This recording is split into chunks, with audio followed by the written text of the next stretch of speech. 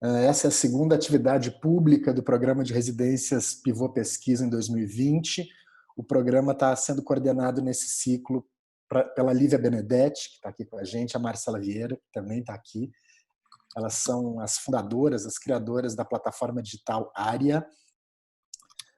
O programa, como a gente já tem falado, né, o programa foi todo adaptado para o ambiente digital, tendo em vista essa circunstância de confinamento pela qual a gente está passando.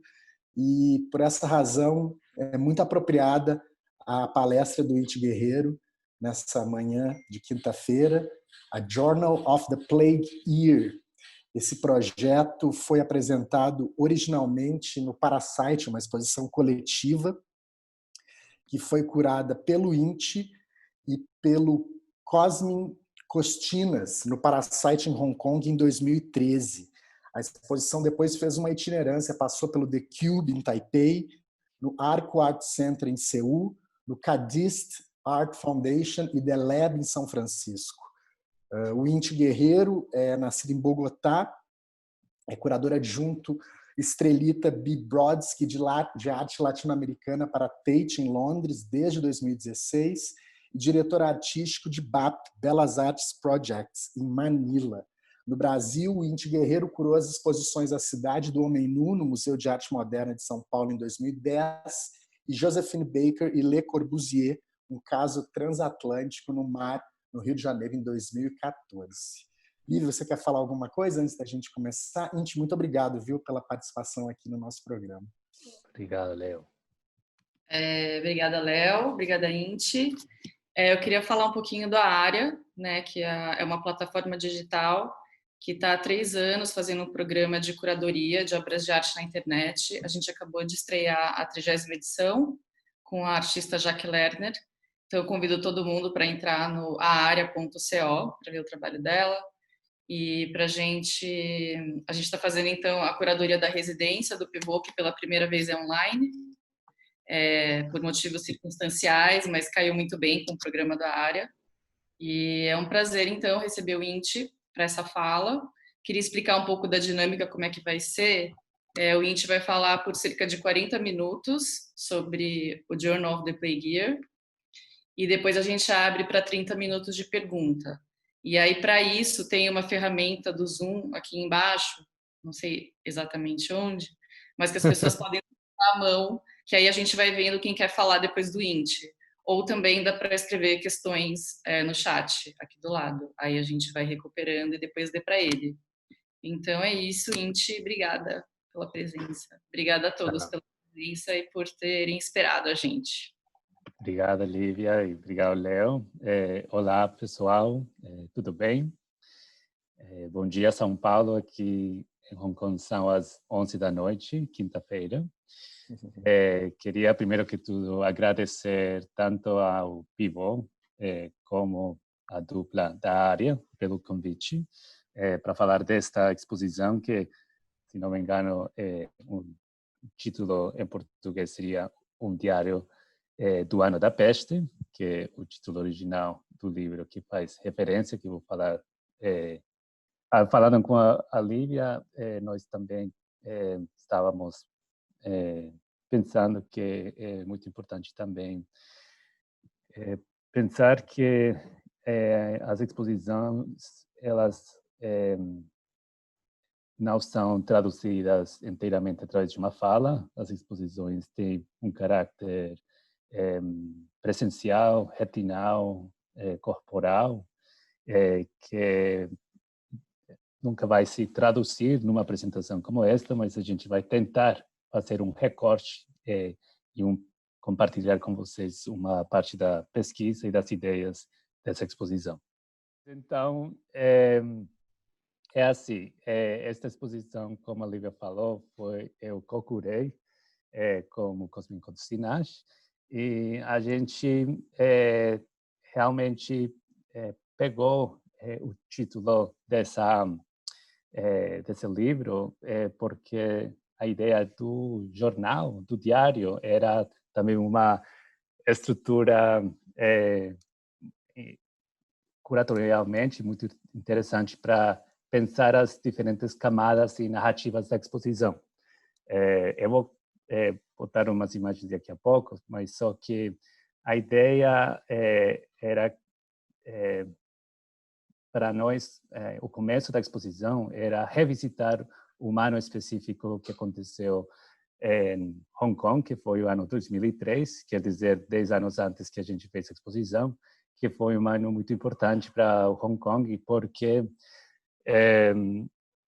foi o ano onde Hong Kong virou o epicentro da epidemia de SARS, que o SARS é uma epidemia causada por um coronavírus que, aliás, é muito mais forte que o coronavírus da gente, o COVID-19, em termos de que teve mais mortes em relação aos infectados, só que não é tão contagiosa como o COVID. Portanto, não teve um espalhamento tão maior como o coronavírus atual, mas o epicentro desse SARS foi em Hong Kong e realmente mudou totalmente a sociedade em Hong Kong, e como a gente vai ver, também uma metáfora para entender muitas ideias sobre o medo à infecção, o medo à doença, o medo a ser infectado, não só em termos epidemiológicos, mas também em termos do medos de construções raciais, culturais, que eu vou falar daqui na frente, tá? Eu vou compartilhar meu PowerPoint. Então, espera aí um minutinho.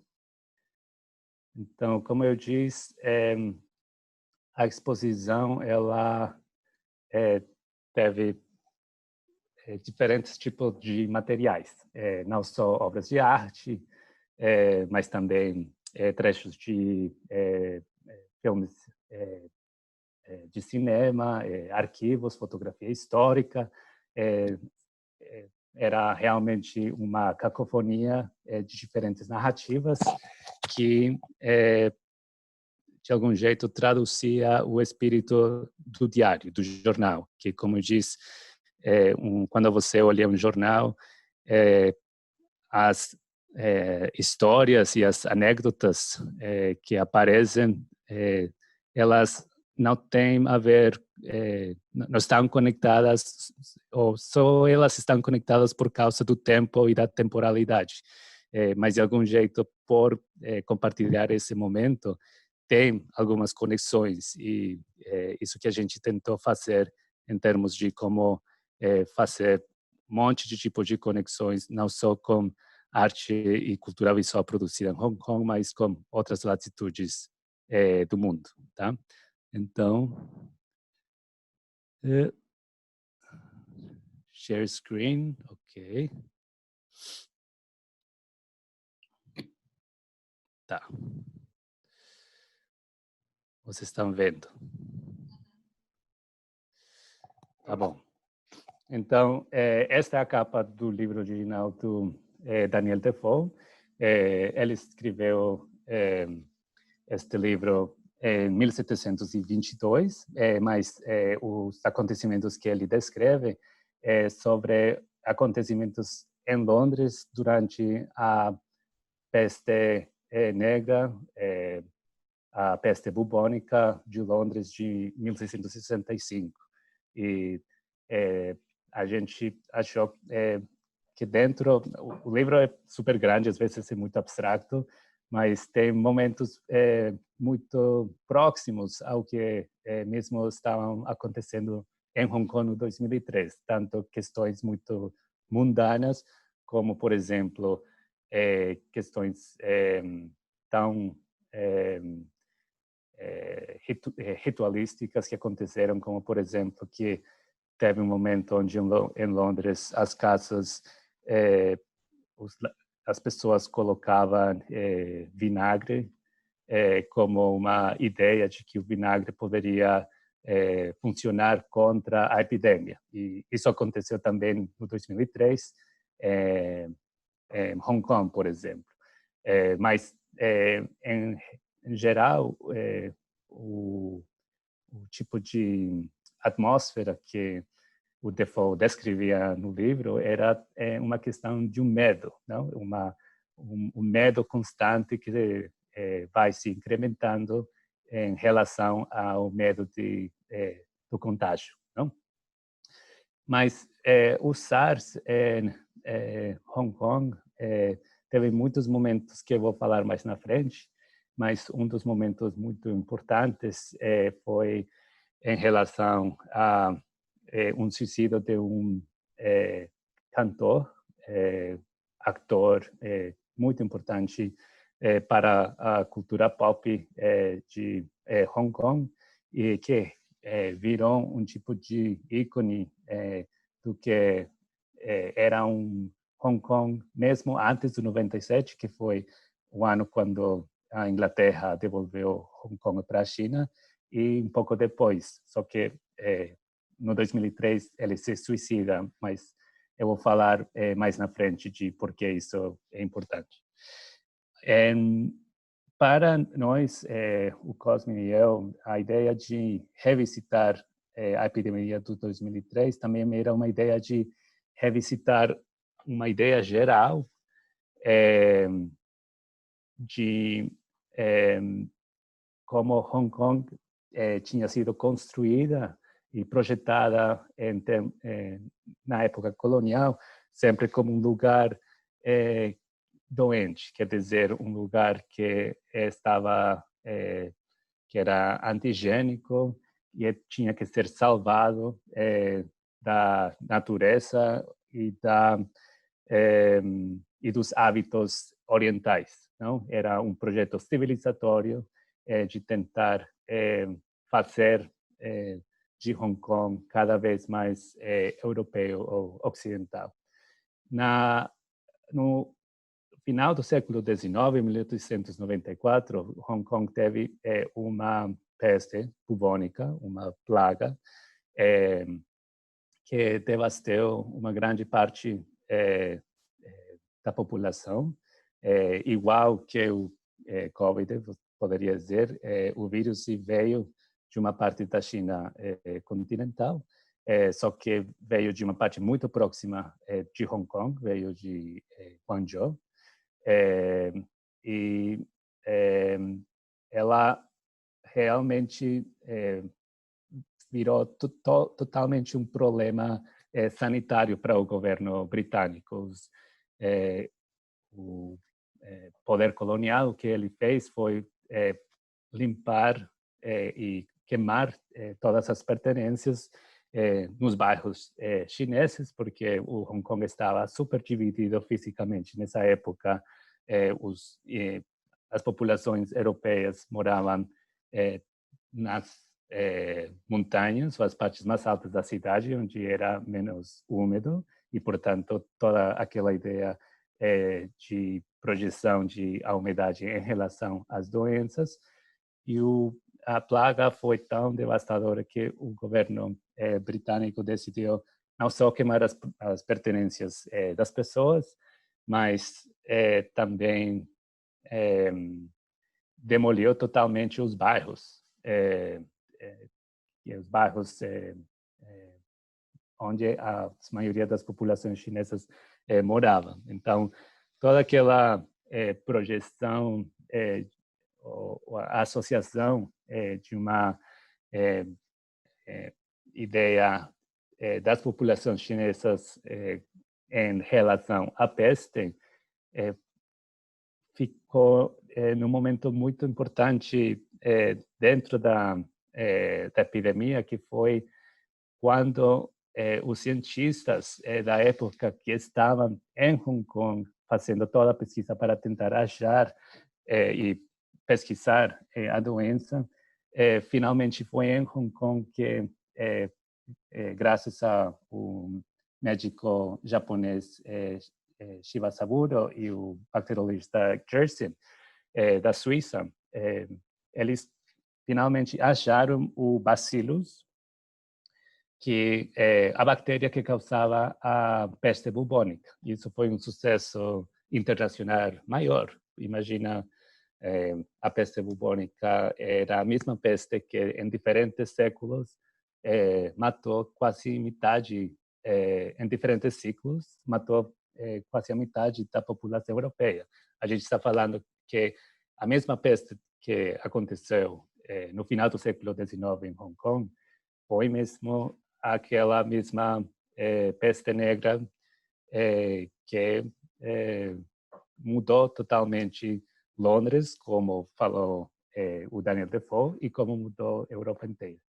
O interessante é que como o hallazgo da bactéria aconteceu em Hong Kong, e isso foi notícia mundial através do telégrafo, a associação do vírus, ou da doença com a Ásia, com a ideia que a origem é asiática, ou que a origem foi hallada na Ásia, essa ideia incrementou uma ideia que já existia em relação de associar as doenças com o Oriente.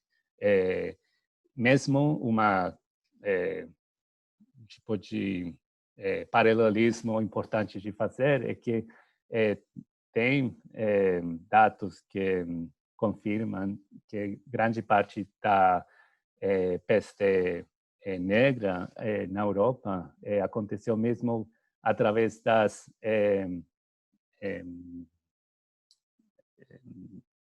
como se diz, as invasões mongoles em território europeu e na expansão do Império Mongolês, onde mesmo os exércitos mongoleses tinham uma estratégia que era de catapultar corpos já doentes que tinham a peste negra como quase um tipo de, a gente diria, uma espécie de guerra biológica, não? Uma biological weapon, não? Aí, no século XIX, só para voltar, e no começo do século XX, e todo o material que eu estou apresentando aqui para vocês fez parte da exposição, esse hallazgo da bactéria do bacillus em Hong Kong e essa associação da doença com a Ásia coincidiu também com ela incrementou uma ideia que já estava existindo em contextos de Ocidente, seja na Europa, nos Estados Unidos e na Austrália, sobretudo nos Estados Unidos e Austrália, em relação à reação do incremento das populações migratórias chinesas nos Estados Unidos ou na Austrália, que elas eram vistas como um novo inimigo dentro da Califórnia ou de diferentes partes de Austrália ou de Nova Zelândia também. Essa ideia do medo sobre as grandes populações de imigrantes chineses sempre foi construída a partir de uma ideia de uma antítese de ver os chineses imigrantes como não só antigênicos em termos médicos ou fisiológicos, mas também em termos morais. Quer dizer, uma ideia do imigrante chinês como uma presença, como um sujeito que é também corrupto e moralmente antigênico. A ideia dessa construção também se formou numa outra construção de medo sobre a presença da Ásia, que era o poder militar e o medo do incremento de poder do Império Japonês, que era uma presença que, como a gente sabe, ficou ainda maior nos anos 20 e nos anos 30, mas todo esse medo sobre uma Ásia que tanto pode ser maior que um poder ocidental ou que pode ter uma população importante em metrópoles no Ocidente. Esse era o contexto do final do século XIX e começo do XX, que construiu o arquetipo do que se reconhece como o Yellow Peril, ou o perigo amarelo. E eu estou apresentando aqui nestas imagens umas poucos exemplos de cartoons, de imagens que apareciam em jornais de Sydney, de Melbourne, de São Francisco, sei lá. De novo, é muito claro através das imagens do que eu falei. E aqui é ainda mais claro aquela ideia de o corpo chinês, dos imigrantes chineses, como não só fisiologicamente antigênicos, mas também moralmente antigênicos, seja pelos seus hábitos ou toda uma ideia de combinar a moral como uma linguagem medicalizada. E isso é ainda muito engraçado, que é muito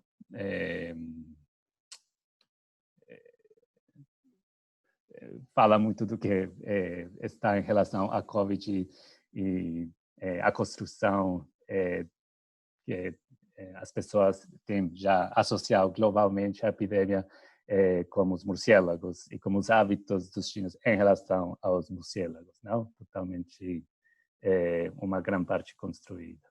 E nos Estados Unidos virou ainda mais forte em termos de política esta slogan que se chama The Chinese Must Go. Era uma frase que foi falada por um governador de Califórnia e que virou como um slogan de um sentimento anti-chinês por causa de um medo de uma população branca estadunidense em relação aos chineses ocupando vários serviços e trabalhos na economia norte-americana. De novo, aparece The Chinese Must Go, e tudo isso, como eu falei, construiu o arquetipo de um sentimento anti-chinês, anti-migratório dos Estados Unidos. Aliás, a primeira lei anti-migratória dos Estados Unidos foi uma lei literalmente para limitar a entrada dos chineses. Se chama Chinese Reclaim Act, se não me engano, que era especificamente em relação à população chinesa e foi a primeira lei antimigratória. Então, para nós, para Cosme e eu, nos interessava de como toda essa linguagem médica em relação ao medo das doenças e essa associação das epidemias e das pestes como a Ásia, seja a peste negra ou a peste bubônica, ela, no momento, se mistura e está, se repete em termos culturais a um medo ao outro, a construção da xenofobia e a construção especificamente da sinofobia em relação ao Ocidente com a China. Não? É muito importante dizer que estas construções, essas projeções do corpo chinês, de um corpo corrupto, de não ser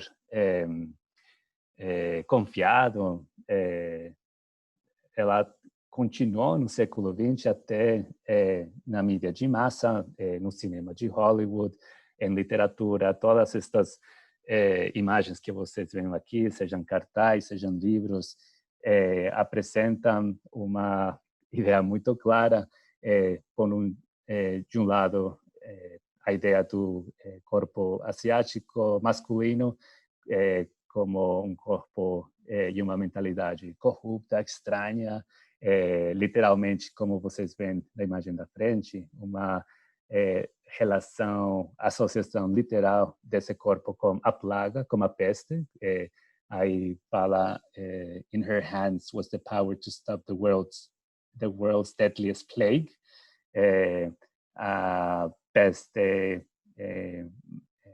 mais assassina do mundo foi aquele personagem que vocês veem aí, que está em cima da mulher, ou ainda mais forte, na direita, fala totalmente uma associação da peste às doenças como o Oriente. Bom, é importante que nós, para a exposição, a gente não só tinha arquivos ou imagens históricas, mas também existia comissões ou diálogos com artistas contemporâneos que estavam já trabalhando esses temas. Então, um caso de vários que a gente teve foi o Ming Wong. O Ming Wong fez um trabalho a partir deste filme do Polanski, que se chama Chinatown. Vocês têm que assistir. É toda uma ideia de entender o Chinatown como um lugar estranho, corrupto, moralmente antigênico, como eu já falei. E o Ming Wong, ele aparece num filme onde ele faz das duas personagens principais do filme da Chinatown, tanto fazendo de homem como da mulher, e fazendo uma construção ainda mais exagerada dos preconceitos e das projeções de raça que estão dentro do filme. O Ming Wong, o que ele fez é um filme onde o detetive está perseguindo, está femme fatale dentro da Chinatown de Los Angeles, de Hong Kong, de Bangkok, de Londres, e fica em um labirinto em termos de montagem do filme. Por que a gente queria fazer por que a gente queria falar do Yellow Peril e do perigo amarelo? Por que era importante falar disso no 2003 em Hong Kong? O que estava acontecendo desde já um tempo é que Hong Kong, quando a epidemia de SARS aconteceu no 2003, antes da epidemia, a relação de Hong Kong com a China ainda não era tão aberta. Quer dizer, o governo britânico colonial devolveu Hong Kong à China em 1997. Mas desde 1997 até 2003, que era a epidemia de SARS, os chineses da China continental só podiam visitar Hong Kong através de visitas organizadas em grupo. Quer dizer, os vistos mesmo tinham que ser a partir de grupos. Não existia mecanismos para tirar um visto individual. Então, não existe uma presença real, física, de os vizinhos da China em Hong Kong. Mas, em 2003, na epidemia, o que aconteceu foi que a economia caiu e foi tão forte que talvez muitas economias no mundo, como a gente já sabe, vão sofrer por causa da epidemia atual. Mas como Hong Kong foi o epicentro de SARS, realmente estava em default, mais ou menos. Então, o governo de Hong Kong, junto com o governo de Beijing, decidiram que, como um formato, uma estratégia de revir, se diz, revive, de revir a economia de Hong Kong, eles apagariam os requisitos para os chineses da China continental entrar a Hong Kong. E desde 2003, já quando a doença, a peste acabou, os chineses aí se conseguiam poder aplicar a vistos individuais. Então, desde 2003, a presença de chineses da China continental começou a incrementar, ainda mais. E começou a incrementar em relação e paralelamente ao crescimento da economia da China, não? Então, o que aconteceu foi que, paralelamente, também cresceu a xenofobia dos hongkoneses em relação aos chineses da China continental, que sempre têm sido vistos como os primos que você não gosta, de algum jeito. Os primos que você não gosta de ver e que, além disso, os hongkoneses constroem toda a mesma linguagem do períglo amarelo em relação aos chineses da China continental. Quer dizer, que são uma peste, que são antigênicos, que são incivilizados, etc., etc. Nessas construções, como a gente já veio nos cartazes do século XIX, a animalização da autoridade sempre vai estar aí, seja através do octopus, dos morcélagos. Nesse cartaz que vocês estão vendo aqui, que é do 2012, de um jornal de Hong Kong, a imagem de um locust, não sei como se diz em português, aquele animal que está lá em cima. Leo, como que é? Gafanhoto. Afanhoto. Gafanhoto. Afanhoto.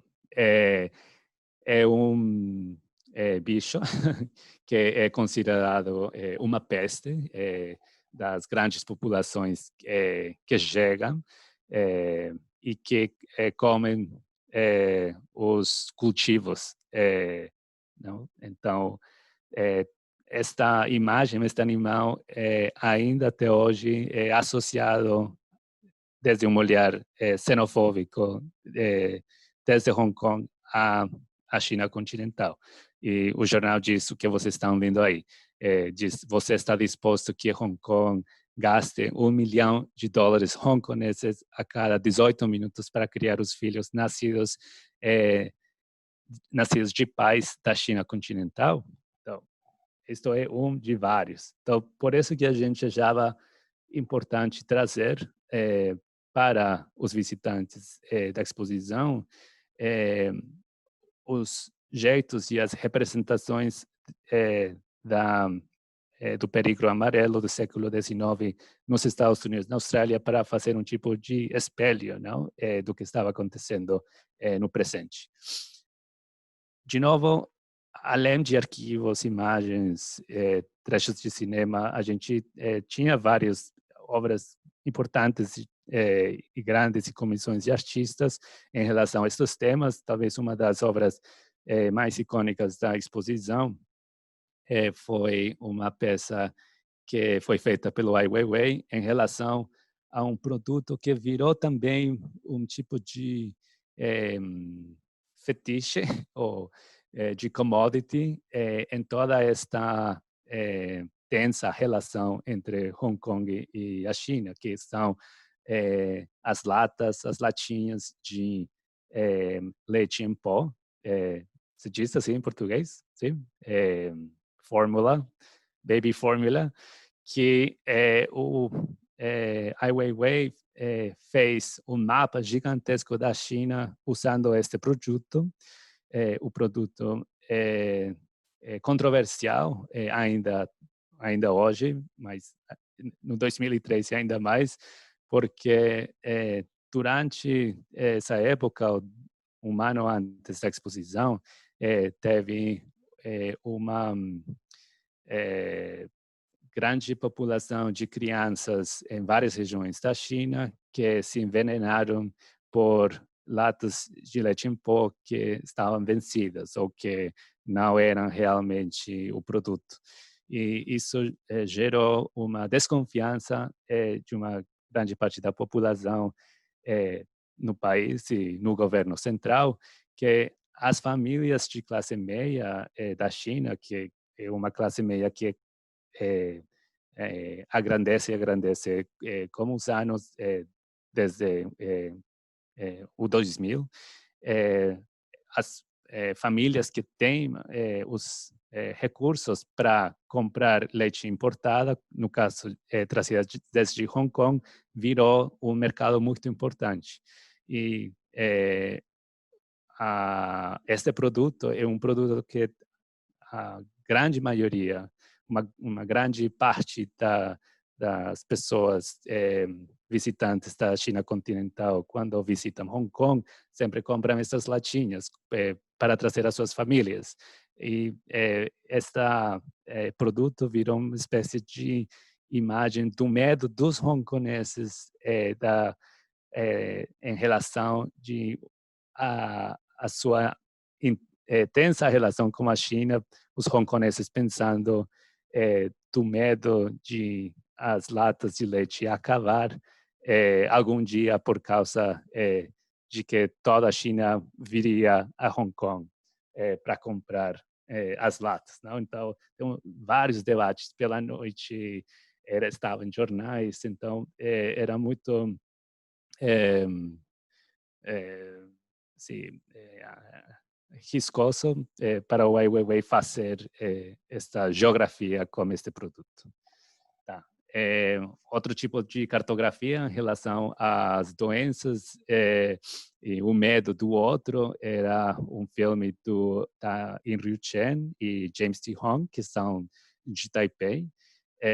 Eles, no 2005, fizeram este filme muito curto, que começa com uma imagem, como vocês veem na esquerda, uma imagem muito microbiológica, que depois muda a uma imagem mais enfocada, onde aparecem estas ants, esqueci, formigas. As formigas, onde elas devoram o mapa dos Estados Unidos. Este mapa fica completamente cheio dos animais, e os artistas fizeram este trabalho numa época que em Califórnia, sobretudo, as populações de imigrantes mexicanos eram representados como formigas em relação à quantidade que existiam e que toda essa projeção da relação das populações imigrantes como formigas em relação de que você não sabe quantas há embaixo, não? Como uma ideia de embaixo da terra, não? Que aparecem mais e mais, não?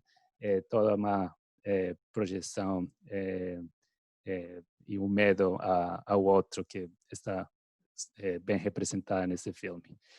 O que a gente quis na exposição era também não só ficar nessa dicotomia entre Hong Kong e a sinofobia em relação às construções da autoridade na cidade e da animalização do outro, mas tentar fazer ainda mais complexa a discussão, onde mesmo dentro da sociedade em Hong Kong tem várias outras formas de alteridade e de outridade de exclusão e, de novo, de animalização dessa outridade. Uma das obras que tratava disso era os cartoons do Larry Fine, que ele fez nos anos 90, que eram, grande parte deles eram dedicados a uma outra tensa relação com as populações dos imigrantes do Sudeste Asiático, sobretudo das Filipinas. Se vocês não conhecem muito o contexto, as empregadas domésticas de Hong Kong, na grande maioria, são ou filipinas ou da Indonésia. E elas têm um tipo de contrato migratório totalmente diferente a expat. São, sem dúvida, second-class citizens, cidadãos de segunda classe, que não só contribuem à economia do seu país, das Filipinas e das suas famílias, mas são um motor muito importante da economia mundial e de Hong Kong e da economia das finanças, porque imagina se vocês têm que imaginar que no caso de Hong Kong a classe financeira, banqueira não teria a mesma velocidade e possibilidade se não for porque tem uma mulher das Filipinas cuidando dos filhos, dos banqueiros, etc., etc. Não? Mas existem até hoje uma exclusão e uma animalização dessas populações. E esta cartoon fala muito bem diretamente dessas diferenças. Mas voltando para o 2003, então, só quero ver como estamos de tempo e desculpa pela tardança, eu errei o tempo. Mas a capa que vocês estão vendo aqui é do 2003 mesmo. Como vocês veem na direita em cima, tem uma pequena imagem da história maior daquela época, que na imagem da direita fala sobre o que está acontecendo em Hong Kong, que era a epidemia de SARS. Mas a narrativa geral da construção de medo, na época era um outro medo, que era um medo construído sobre o medo que Estados Unidos formulou em relação ao medo das weapons of mass destruction, das armas de destruição massiva, que era a razão pela qual os Estados Unidos invadiria Iraque. Então, existem todos os jornais que vocês vão ver na época de SARS de Hong Kong, tem notícias da mesma época, dos dois acontecimentos. Dependendo da geografia, uma notícia ficava mais importante. O SARS, como eu falei, ele não se espalhou tanto no mundo, mas sim se conseguiu se espalhar bastante pela Ásia. Artistas mesmo da exposição tinham familiares que morreram de SARS, por exemplo, o Ming Wong, seu primo, em Singapura, faleceu de SARS. E no Canadá, no contexto das Américas mais próximo ao Brasil, Vancouver ficou como um lugar que foi importante para a epidemia de SARS, mas, de novo, não foi tão virulenta como o Covid-19. A linguagem é muito interessante em relação às doenças, não? Que a gente já pode falar um pouco do que está acontecendo hoje, que tem uma weaponization, não? Da linguagem em relação ao vírus, não? No contexto que a gente está agora, a militarização da linguagem em relação à epidemia está ainda mais incrementada por causa da guerra de comércio entre a China e Estados Unidos. Mas também existe toda uma linguagem em relação da tragédia que está em relação à quantidade de mortes, sempre é comparada com a Segunda Guerra Mundial, em vez de a peste negra, não? A maioria das notícias sempre falam, sei lá, esta é a pior catástrofe desde em Nova York desde 11 de setembro, não? Toda uma relação de uma linguagem militar em relação a esta doença, e eu achei curioso, revisitando o material para esta apresentação, que a revista da Time, onde aparecia Saddam Hussein na capa, colocavam o SARS também como se a epidemia fosse atacar os Estados Unidos em algum momento, não?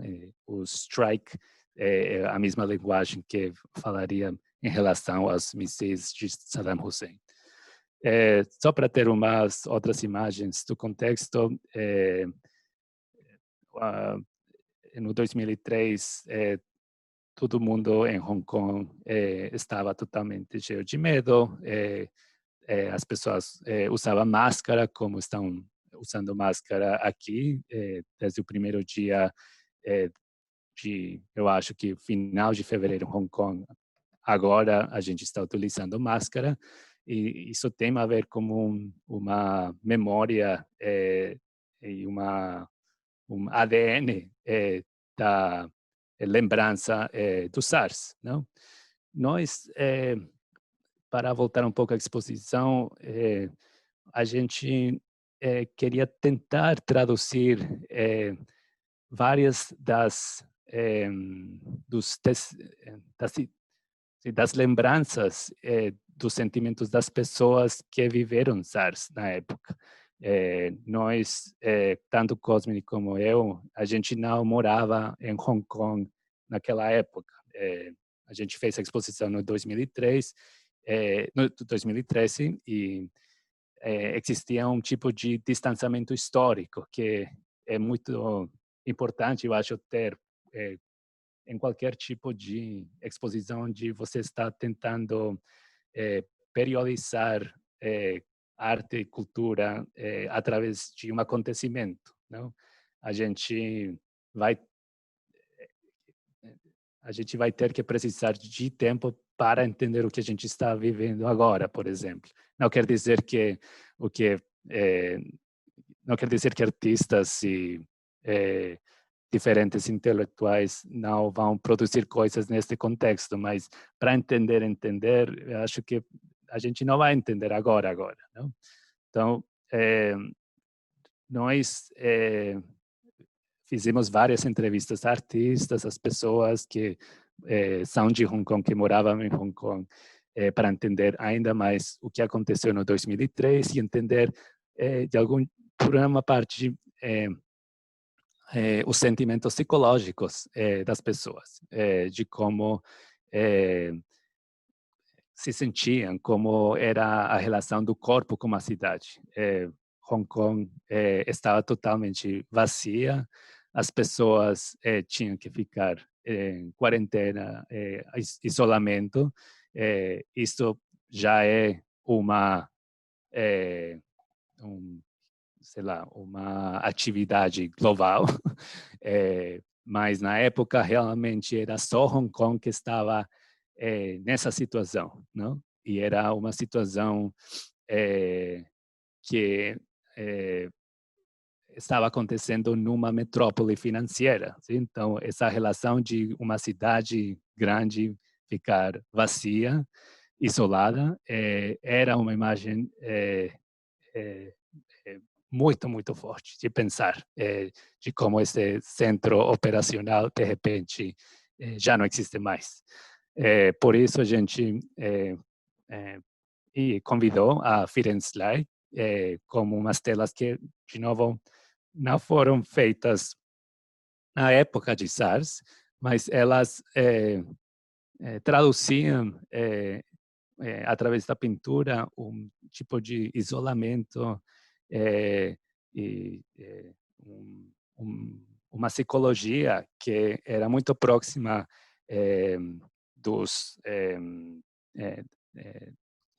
dos depoimentos que a gente estava fazendo.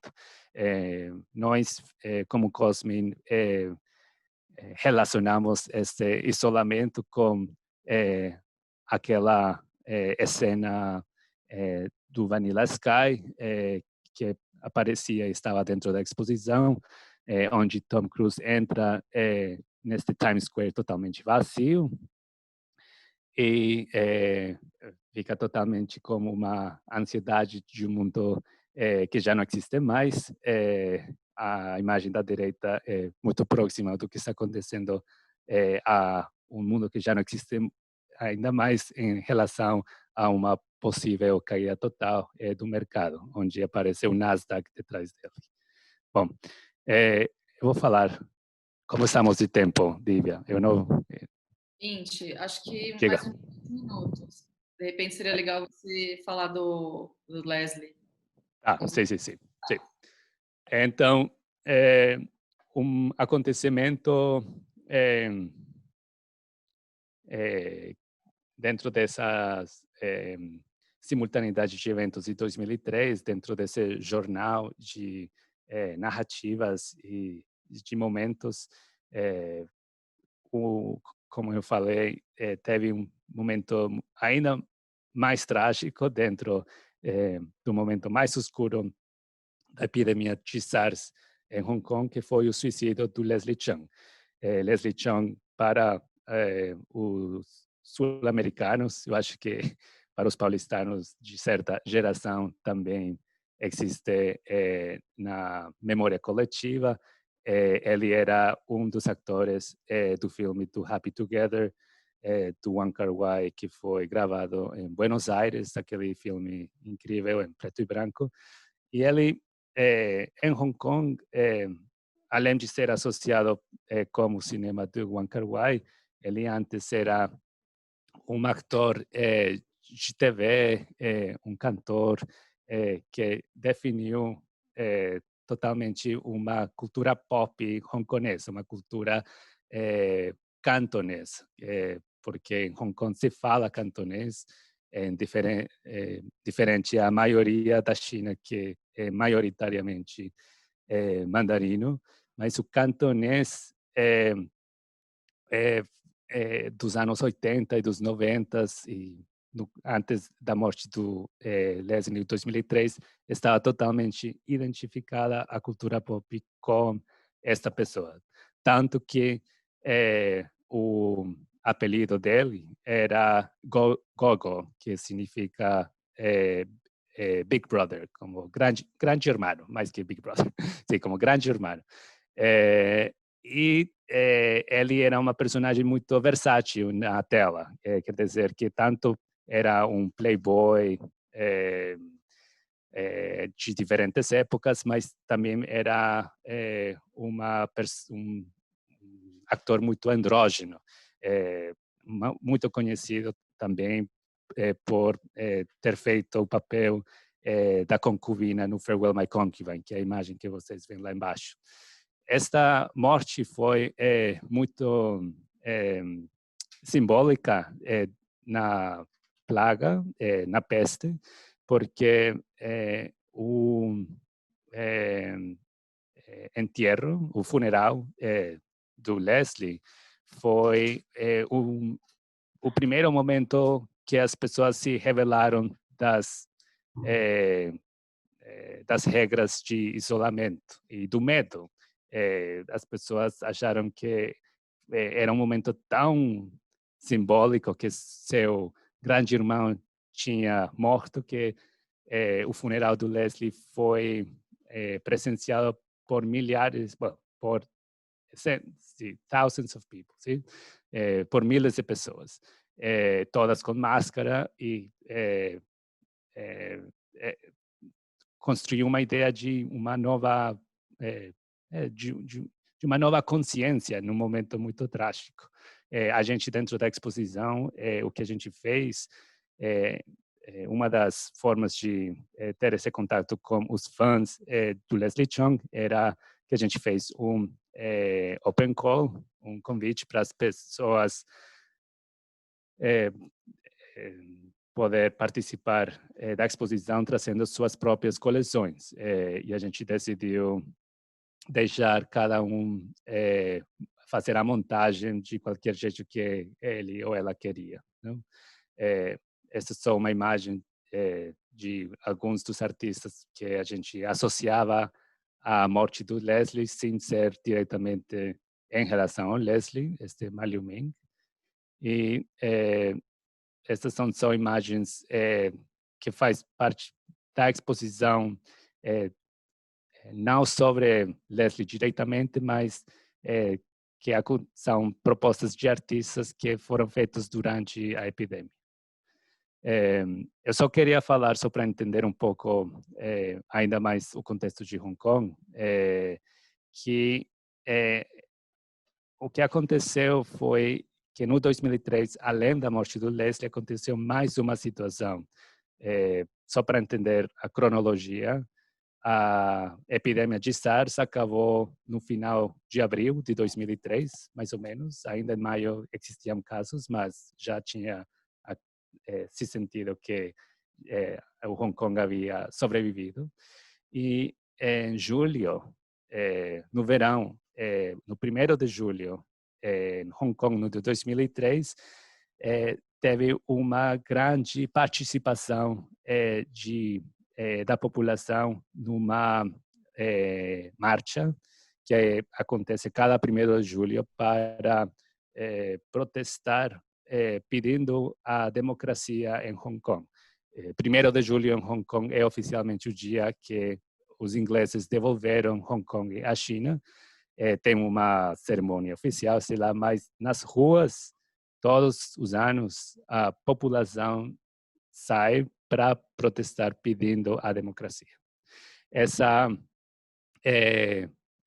Esse ano foi muito importante, foi a maior conglomeração de protesto, porque entre abril e julho, o governo de Hong Kong tentou passar uma lei de segurança que ia apagar as liberdades de imprensa individuais de Hong Kong. Então, as pessoas que já tinham sobrevivido à epidemia de SARS, que já tinham passado pelo suicídio do Leslie Cheung, falaram, não dá, a gente não tem nada que perder, vamos para a rua. E, sem dúvida, essa época, 2003, está totalmente associada a um novo momento de politização de Hong Kong. Essas são imagens da revolução de Umbrella Revolution, guarda-chuva, sim. Revolução dos guarda-chuva em relação a uma procuração de democracia em Hong Kong. E anos mais próximos, o ano passado, no 2019, as marchas em relação a, como se diz,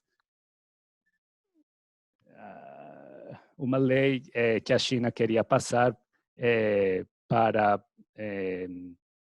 Aqui a gente fala lei de extradição no Brasil. Aqui a gente lei fala de lei de extradição. Lei de extradição, sim, desculpa. A lei de extradição, que não existia nunca uma lei de extradição entre China e Hong Kong, e o governo propôs, no 2019, ter uma, e esta foi a reação da população. Dentro da exposição que a gente fez, eu só gostaria de apresentar para vocês só uma artista que tem uma relação com essa... com esses temas, que é do Park Sun-chin, um artista de aqui de Hong Kong, onde ele coloca uma tela amarela na rua, nas ruas principais onde passa a marcha do 1º de julho, essa tela amarela, ela carrega simbolicamente todos os participantes da marcha, e o artista, o que ele faz é que viaja para Beijing e corta pedacinhos da tela e bota ao redor do Palácio Central, como um gesto de levar a protesta diretamente para Beijing.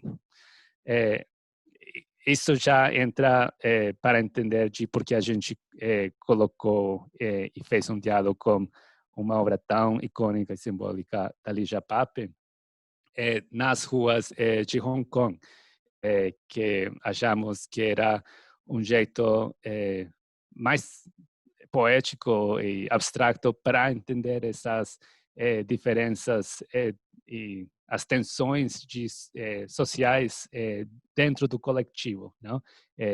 Dessas forças do indivíduo em procura de sua individualidade em relação a um grupo social. E foi uma imagem muito forte que virou quase como um ícone da exposição. Para nós será muito importante também repensar de como uma peça que, como vocês muito sabem, foi feita num contexto político-social e uma poética e um programa poético muito específico de uma artista, como ela pode nos ajudar a repensar questões do presente num outro contexto, não? E isso acho que funcionou muito bem, não? Só para entender o que a gente já tem falado, mesmo o ano 97 foi um ano que a Inglaterra devolveu Hong Kong à China, foi no 2003, depois da epidemia passar, quando Hong Kong realmente foi devolvido à China, ou quando a China realmente chegou a Hong Kong, por causa de todos os acontecimentos que a gente tem falado. Só para terminar, 5 minutos. Lívia, sim? Tá. Nós, junto com o COSME, a gente não queria só ficar nessa representação dicotômica da autoridade, ou da xenofobia, ou das tensões de corpos como os outros, ou da vitimização ou animalização de grupos da sociedade. Tipo, a gente queria falar disso, mas também dentro da exposição a gente queria deslocar para o público momentos onde aquele corpo se revelava, não? Aquele corpo subjugado fazia um deslocamento, sobretudo através do seu próprio corpo e da performance, que a gente fez um grupo de artistas onde trabalharam como corpo em diferentes momentos históricos, que falavam dessas, de uma nova mudança. Nesse caso, o Ricky Young é um artista de Hong Kong, que ele no ano 87, quer dizer, 10 anos antes da entrega de Hong Kong da Inglaterra ou a volta da Inglaterra à China, ele fez uma performance onde era uma personagem que era como uma espécie de bestia ou de animal dentro de uma jaula não, jaleia? Jaula. Apresentando ou representando seu corpo como um tipo de assim, como de animal que se revela em um contexto onde Hong Kong não estava sendo a população de Hong Kong nunca teve um plebiscito para essa nova troca de poder, não? Um contexto totalmente diferente que a gente queria apresentar quando a exposição viajou para São Francisco. As performances do grupo ASCO, que é um grupo chicano, muito ativo nos finais dos anos 60, 70s e até começo dos 80s. Eles fizeram, por exemplo, aqui uma ação no meio da avenida que em São Francisco era muito associada com o movimento de civil rights dos chicanos. Na época dos 60s, os chicanos que são segunda geração de mexicanos americanos, os homens chicanos, igualmente que os afro-americanos, foram enviados para Vietnã para estar na frente da guerra, para ser a carne das batalhas, não? Os chicanos, ASCO, esse é um grupo que queria reivindicar a cultura chicana. Eles pintam seus rostos com imagens características dos Dias dos Mortos, que, mesmo seja uma tradição mexicana, ainda continua na cultura chicana em Califórnia. E o nome do grupo é muito interessante a essa linguagem medicalizada do outro, não? Que eles se auto-chamavam asco, não? Que é asco. Se diz asco em português, sim? Como, então, existia um racismo sistemático, sistêmico, nas instituições culturais em Califórnia. Não tinha nenhum artista chicano, mesmo Califórnia tinha uma grande população chicana, então todos esses artistas faziam suas obras na rua, faziam muita performance na rua. Então, esse era um exemplo. E, sim, e bom, essa era uma ideia. Então, a exposição, de novo, tinha muitas camadas. A gente fez um livro que pode achar pela a Lívia tem, se vocês são amigos da Lívia, ou se moram no mesmo prédio.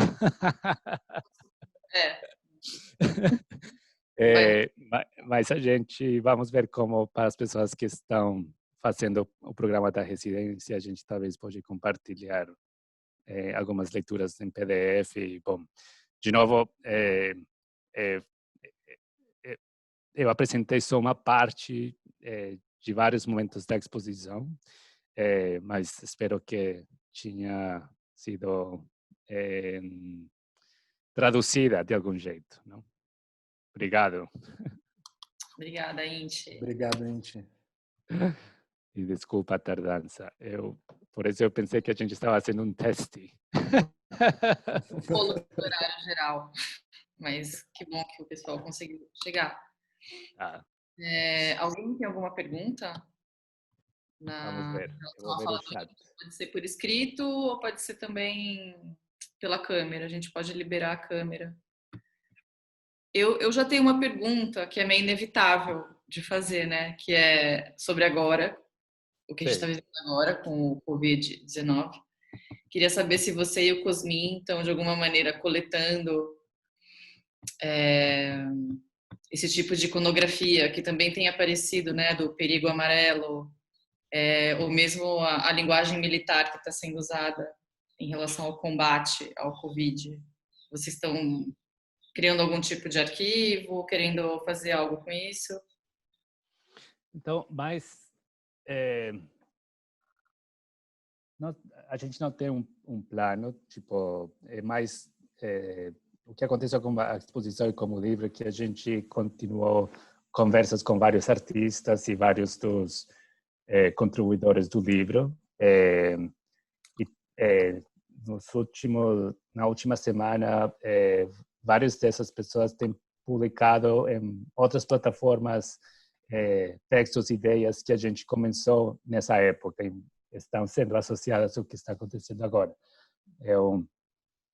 No livro a gente tem um texto muito forte e importante da Xiaoyu Wen, que é uma curadora chinesa, e ela acabou de fazer um texto incrível que faz relação ao texto que ela escreveu no catálogo para o eFlux Journal. Eu super recomendo,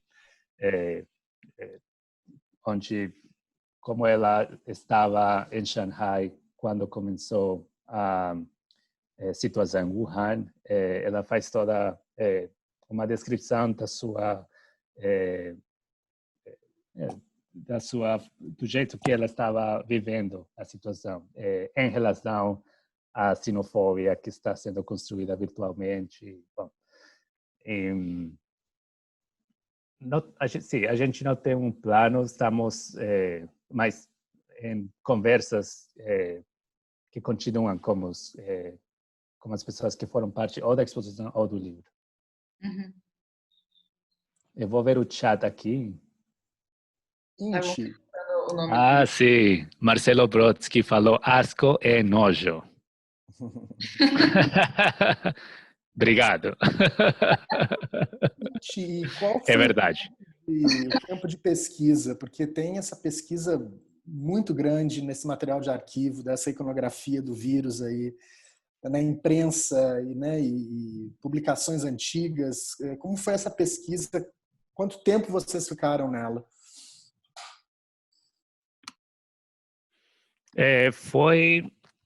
A gente, em termos de tempo, eu acho que a gente durou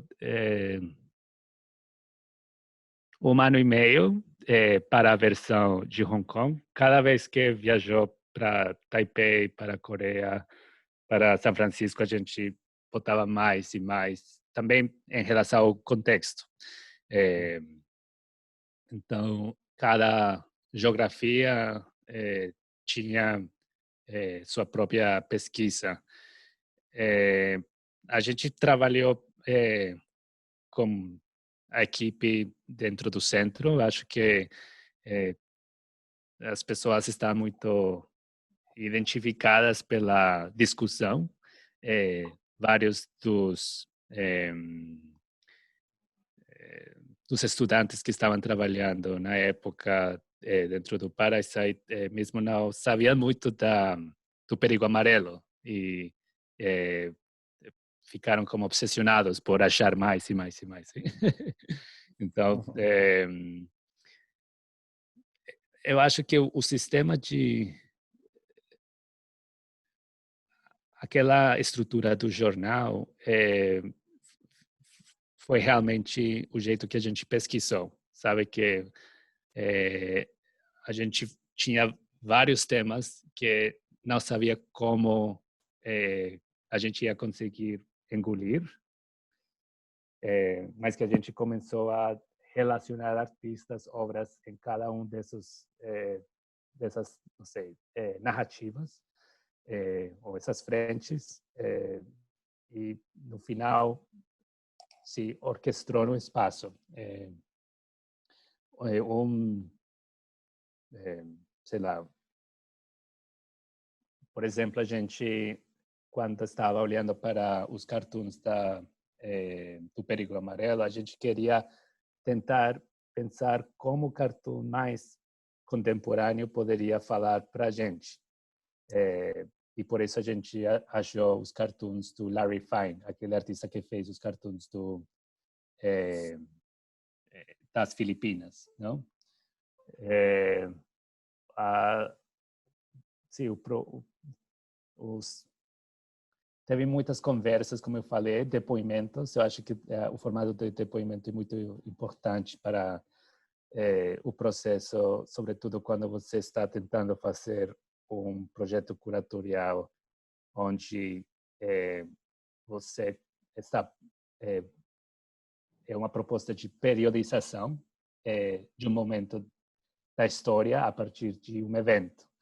Então, e também de um evento que você não viveu, não? Então, a gente fez vários depoimentos. Fãs do Leslie Cheung, namorados do Leslie Cheung, não sei. Foi realmente, sim, bastante diverso. Inti, e perguntaram o nome desse artigo que você falou, que está no livro. Sim, aí alguém já botou o link. É esse? 100 Years of Crisis? A ver. Eu vou procurar. Se alguém tem mais uma pergunta. A ver. Eu queria entender, porque você optou por não mostrar nenhuma foto da exposição?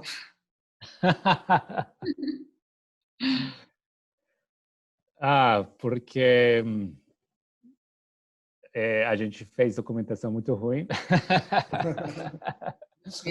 Não, mentira. Não, porque como eu falei, que não dá, não dá para traduzir essa proposta corporal, retinal que a gente estava tentando fazer. E o que posso falar é que a exposição mudava totalmente a experiência em cada cidade. Na época, Parasite ficava num espaço muito pequeno e a gente fez uma arquitetura ainda mais claustrofóbica, que eu acho que não vão existir esse tipo de montagens nunca, porque todo o tempo as pessoas tinham que se tocar, sabe? As costas das pessoas tocavam as costas da outra pessoa para olhar. Uma questão, uma consciência dos corpos dos outros sempre estava na primeira edição da exposição. Não existe uma razão oficial. Eu acho também que o PowerPoint e agora o Zoom atrás do PowerPoint é também um espaço, sabe? E você tenta orquestrar, não sei, a sequência de imagens de algum jeito, não? Mas de novo, não é o mesmo. Sim. Achou? Mas está no livro? Não. O que está no livro é o texto que a Xiaoyu escreveu, mas ela fez já achei. No começo da pandemia, vocês liberaram o PDF integral do livro, né?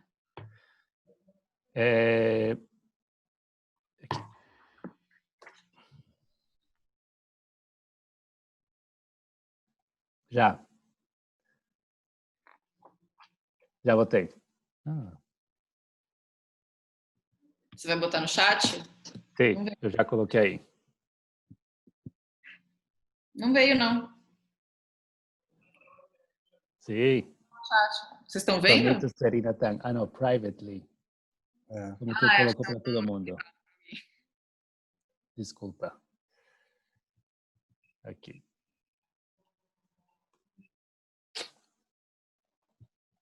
Legal. Era o link que estava já antes, que o José Henrique já tinha compartilhado. Esse. Tá certo. Ixi, então o livro não está mais liberado na internet, né? Que eu lembro que vocês liberaram no começo, mas não está mais. Não, a gente colocou alguns ensaios. Só que como foi lançado com a Steinberg Press, não está totalmente liberado o copyright. Mas estamos tentando falar isso. Como que a gente faz? Que é gafanhoto. Alguém está te perguntando isso? Não sei. O Pedro quer fazer uma pergunta. Vou tentar Diga. o vídeo dele. Ele vai aparecer daqui a pouco. Aqui. Oi. Pedro é residente do Pivô Pesquisa. Tudo bem? Tudo bem. Obrigado. Foi muito legal de ouvir.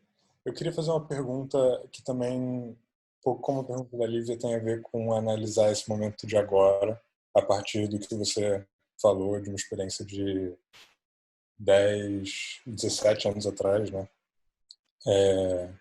Da epidemia de SARS, que é, assim, a gente, agora, acho que uma das tensões que a gente está vivendo é entre abrir mão de determinadas liberdades individuais e a nossa privacidade, com a intenção de limitar a expansão dessa epidemia e conceder muito mais poder, em alguma medida, muito mais autorização ao autoritarismo aos nossos estados. E eu sinto a partir do pouco que eu sei, que isso é uma constante na história de Hong Kong, né? Por causa do processo histórico de composição dessa cidade, entre a China e um poder colonial que supostamente era democrático, mas não deixava de ser uma coisa meio totalitária também. E eu queria entender como você vê que eles lidaram com isso, como está sendo a repetição desse momento em Hong Kong nesse sentido. Você disse muito que foi também um momento em que a China se apoderou de Hong Kong de novo, né? E se você vê isso como um modelo para a gente analisar o que está acontecendo em outros lugares, no Brasil, por exemplo, ou no resto da América do Sul, ou na Europa. Bom, eu trabalho bastante nas Filipinas. Posso falar de um caso muito extremo, que a Filipinas tem uma espécie de ADN militar. Então, as políticas de quarentena e de isolamento se voltaram muito violentas, muito militarizadas. Não sei se conhece muito bem a situação do presidente populista lá, o Duterte, que fez um lockdown total a uma população que é muito vulnerável socialmente, e que igual, não igual que a Índia, mas a desigualdade social é comparável, e a impossibilidade de sair da casa sem nenhum programa social político vai acabar realmente em morte, não? Através de fome, ou faz pouco que aconteceu nas Filipinas foi que tem bairros por assim dizer, favelas, que uma favela especificamente de Manila, que tiraram uma notícia que a população ia receber comida e apoio numa hora específica do dia, mas era mentira. Então, toda a população saiu e foi arrestada. Isso são uma de várias estratégias que estão acontecendo nas Filipinas, que é uma utilização da situação para abusar de poder e acabar com uma população que o Estado quer realmente apagar ou eliminar. Eu não sei se você conhece mais do contexto das Filipinas, mas o Duterte, ele desde faz 2 anos atrás, alguém não está on mute. Tendo uma alimentação, assim, uma Sim, retroalimentação. desculpa. Parece. Nas Filipinas, o Duterte, ele começou uma política de uma guerra das drogas, que tipo como acontece no Rio de Janeiro, por assim dizer, onde no caso das Filipinas é ainda mais extremo, porque oficialmente o presidente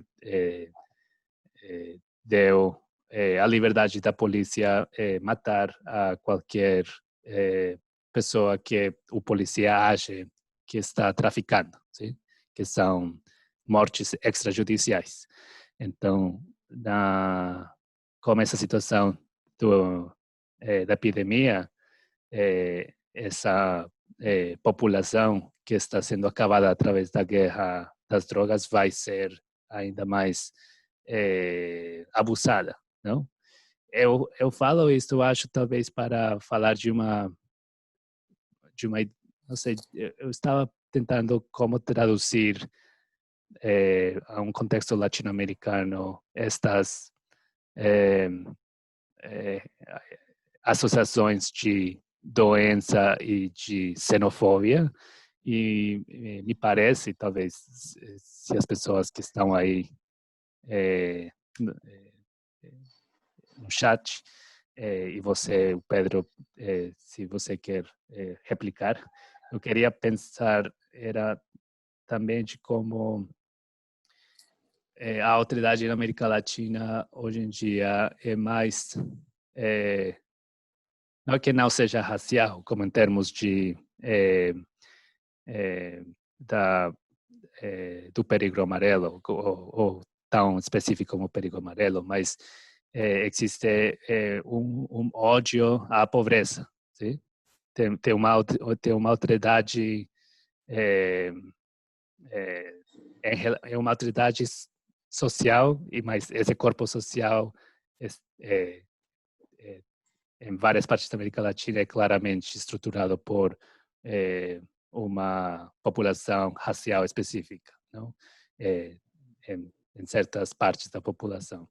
Eu, por exemplo, quando estou assistindo as notícias do Equador, do Guayaquil, que é o contexto da América Latina que está mais bombando com a epidemia, a linguagem dos governadores em relação de como eles agem, de como controlar o vírus, está misturando classismo com o vírus, sabe? Que falam de como eles sabem onde que está o vírus e como podem controlar certas populações da cidade.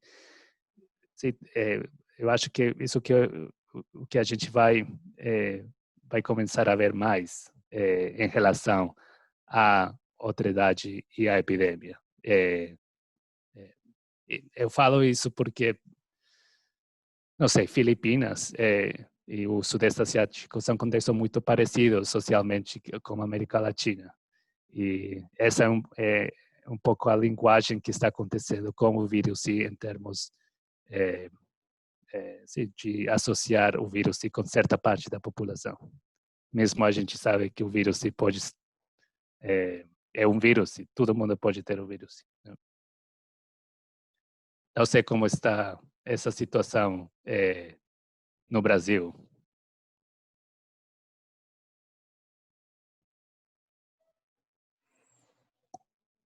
Eu não te escuto, Pedro. Olá? Tá fechado o microfone dele.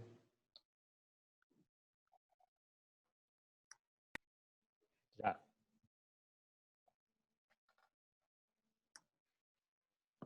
Pedro, pode falar. Oi? Tá. Não, o que eu ia falar é que eu acho que essa observação de que o Sudeste Asiático parece muito com a América Latina é uma coisa que várias vezes eu penso. Eu tenho muito pouco conhecimento sobre o Sudeste Asiático, mas uma coisa que me interessa muito são as culturas de autoritarismo desses dois lugares, em alguma medida muito semelhantes. Eu sempre olhei para o Duterte como uma espécie de Bolsonaro 2 passos para frente, assim. E enfim, o fato de que a Coreia do Sul, por exemplo, deixou de ter uma ditadura muito pouco tempo depois do que o Brasil. Acho que tem várias similaridades, mas quando você vê a resposta a essa epidemia a partir desses históricos de autoridade, eles se dão de maneira muito diferente. Aqui a gente está pedindo, surpreendentemente pedindo para o Bolsonaro tomar medidas mais autoritárias, mais energicamente autoritárias. Enquanto num lugar como nas Filipinas é evidente que é preciso que elas sejam menos autoritárias e mais libertárias, digamos assim. E eu acho que, embora a cultura de autoridade no governo seja semelhante, a resposta a essa autoridade da população é completamente diferente. Eu acho que aqui a gente tem um espírito de contestação constante que deixa tudo muito confuso. A gente concede autoridade e retira o tempo inteiro. Assim. O problema dessa é que a gente associa esse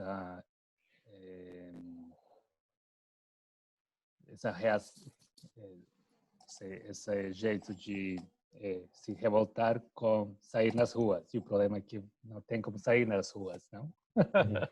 Sim. Então também é uma coisa perplexa, não sei.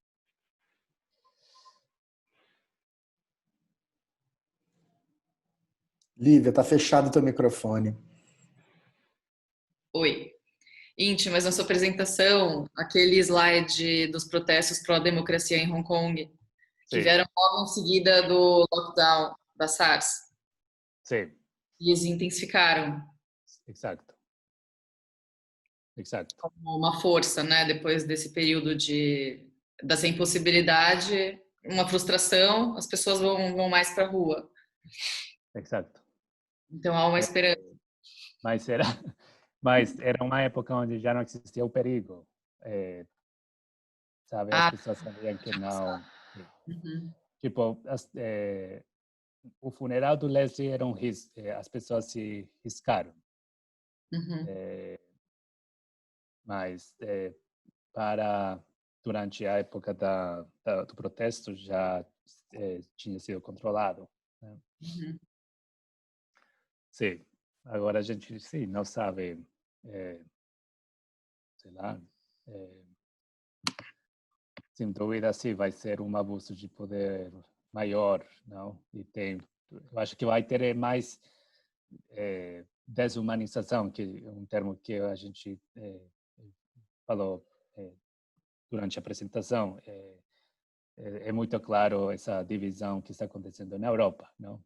O norte europeu desumanizando os europeus do sul, não? Que as vidas do sul tipo são second class de algum jeito, assim, tipo não merecem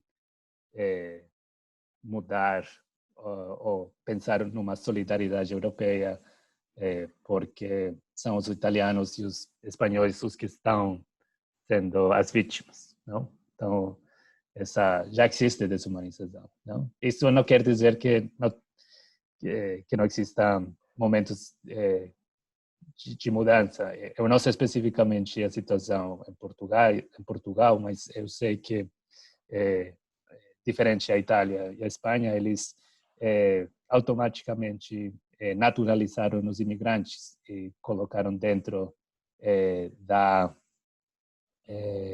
estrutura médica, não só por uma questão solidária, tipo, claro, por uma questão solidária e humana, mas uma questão prática, sim? Por salvar a todo mundo. Alguém fala, indica algum filme de referência para a história de Hong Kong. Vários. Quer passar depois? E a gente manda? Sim.